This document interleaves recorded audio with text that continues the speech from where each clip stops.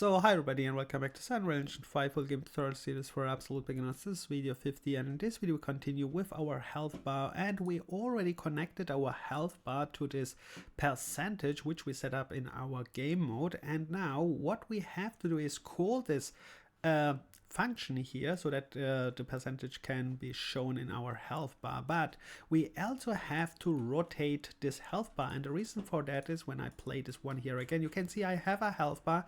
The one health bar is rotating, the other health bar is not. So these two steps we are going to do in this video. So let's start with the call, which is easy. You find first your enemy character. So let's find this one here, my player character, not enemy character, sorry, the player character. Let's open up the player character, and we already set up the damage system in our player character. So that was the place where you press a button, for example this key, then it plays our attack damage, and then it checks if the enemy is indeed in our collision box, because only then it says here true, and then we are applying this damage, and this is this damage here. From this point on we want add something, and what we are adding is just this little call actually. And what you have to do is you just get the game mode, get game mode, and now we already set up in our game mode, that was in our last video, this was this custom event, and we have just to call this enemy health bar percentage calculation. Right here we calculate this one, and then yes, we call this enemy, here's my health bar percentage calculation. You just connect this one, and this one should now already working. So I'm disconnecting this one here. This one is okay, I have to set up this one here, but in your case it should already work because I have here two health bars, that's why it looks a little bit weird. But in your case you have already this one, and you should just call this, compile, save. You can test this fast if this is working, so we can see if I not pointing to the character and press key, you can see on the left side it says no damage because it's not in our hitbox. Now I'm in front of this one, now I make damage. Yes, it is making damage like it should, and that's very good, but again we have a problem with this rotation, right? I want that it should visible face to the camera, and now we set up this one. How we set this one up? So first of all, what we are going to do is we find the enemy character. So again, find the character, your enemy character, and open this one up. In my case, this one is the enemy character. And then switch to the event graph, and there are different ways to set this up. I watched this from one of the YouTube tutorials, but sorry, but there are many other versions as well, and I just picked up one for demonstration. And you can do this with a timer, but you can also do this with a event tick. I will show you this one as well, but let's start with a timer because timer is very popular. Event tick, many have are afraid, and that's there is a very easy reason, because the tick is ticking every frame, and it can be heavy in performance cost, so you should try to avoid many ticks, or just you just set up the tick rate perhaps differently. But let's make this with this timer. So we have here, we will use a timer. We start here in our enemy character. There should be anyway nothing because it's controlled by the enemy controller, so it should be empty normally. So we can start here with an event begin play node. Right click here, write event begin play. This is our start node, and then you are just drag out here and set timer, and the timer has here many versions, event, function, and in this case we just take this set timer by event. And if you set this by time event, then you should have something like this. Here you can connect an event, here you should set the time, here you can set looping. We set looping here. Looping means after the time which we have set up here, it should try to do the same thing, which means it should trigger this event here after this time again. It is like all time a trigger here. All right, and then we have here other options which we are skipping, not very important, but set here the time later what you want. I set it for test purposes to 0.2. This is our tick rate.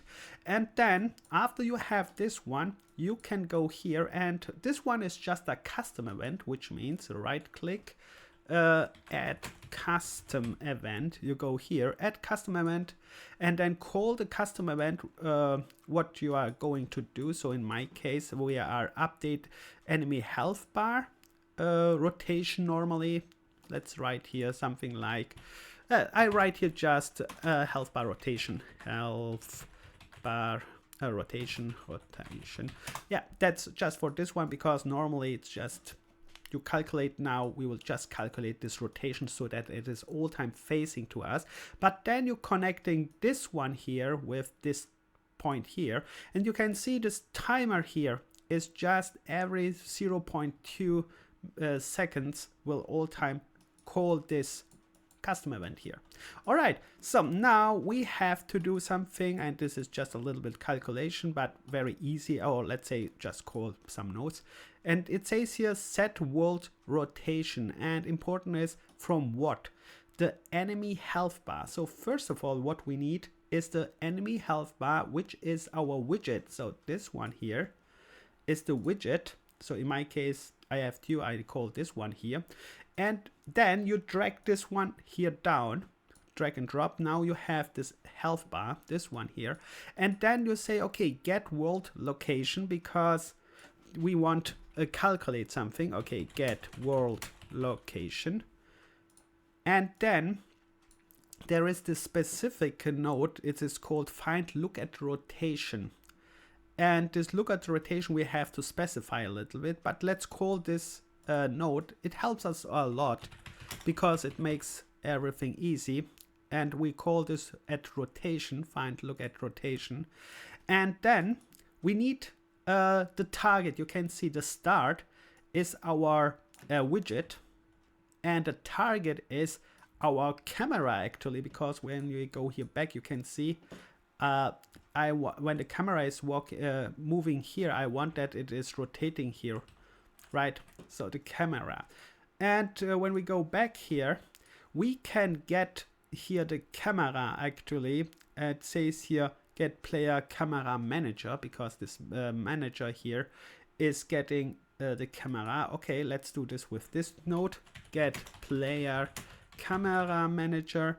Important is here 0, because if you have only one camera, careful if you have more, then you have probably a check which camera is selected. But in my case, I have only one, so careful if you have more cameras included in your scene, could be make a problem.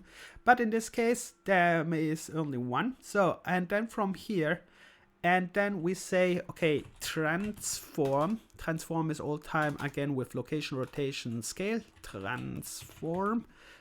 When I write it right, and it says here transform component. Okay. Or let's say here, make it so. Right here, get world location, because this one will come automatically. So you can here write just get world location. Let's do this one here. Get world location, and you can see transform component is automatically selected, but the target what we want is this one. Okay, nice. And then you just connect all this kind of stuff here, and then you connect this one here with the new rotation on our set world rotation, which we have selected at start. So we have here the first node. Did I mention this already? So we have to find the word set world rotation, and then here set world rotation from the widget, this one, because this one is this one. So it is automatically then selected.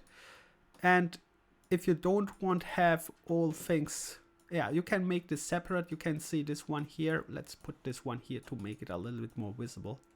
So this and this one can go a little bit down. So you can see it looks like this one here. And then you connect this one here. And this one here you could also connect directly, or just use, like me here, an additional one. That's not so wild. It's just a little bit style and so. And then that's actually it. that's what you see here now is exactly the same thing what is on top.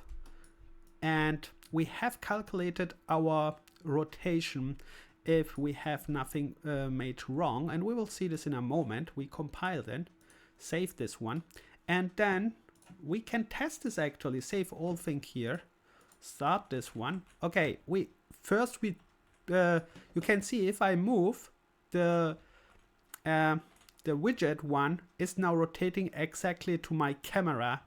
And sometimes with a little delay, if it's too much delay, you can even change here the number. This is here, the tick number, to make it faster, but careful.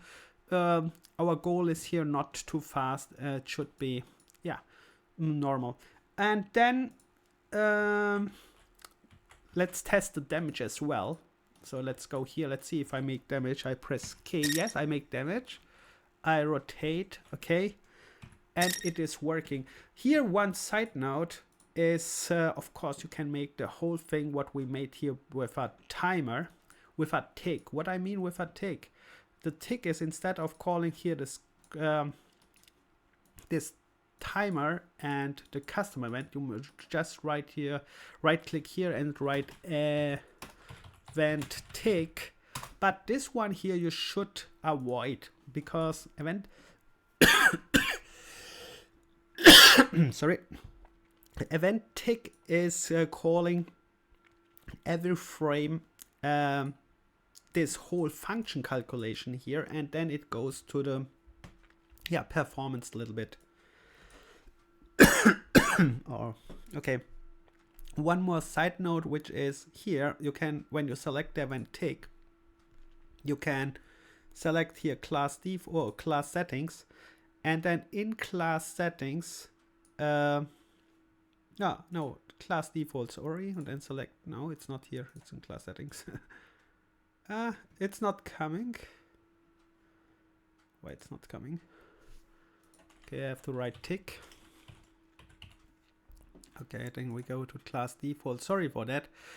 You select class defaults, then you write tick, and then this tick here, actor tick, you can make here setting here how much it should tick. For example, let's set here activated. It's by default activated. You can deactivate it if you are using a timer, and then you can set, if you activate this one here, the interval a little bit slower. Let's say this in 10 seconds, so you can see this one is very slow, and this one we should now see. You can see I just replaced this call here with the tick here. It's the same like before, but now I use a tick, and I changed the tick. That's very important that you are changing the tick. It makes slower, but 10 seconds is too slow. Oops, that is too slow. Let's don't make 10 seconds. Let's make class defaults. Let's set it to 3 seconds max. This is just for demonstration that you see what I mean. So now, yeah, you can see the rotation now. It rotates after 3 seconds. So here again, after 3 seconds, it's rotating. So it works with the tick as well. And then you can adjust the tick as well if you like this one. Then you select here class defaults again and set this also perhaps to 0.2. Let's see now if this is better. And you have to read again if which one you really prefer, and then you will see. So now it works as well, and so on. And there are many settings, but we are setting up only the very default settings. I'm going with the timer here now. And the timer is very nice because the timer you will probably need a lot in many places, so not just in this case. That's why we prefer this one here. And if you have any questions or anything else you want to ask, like all time, write in the comment section. See you in the next video where we will continue, and have fun. Bye and good luck.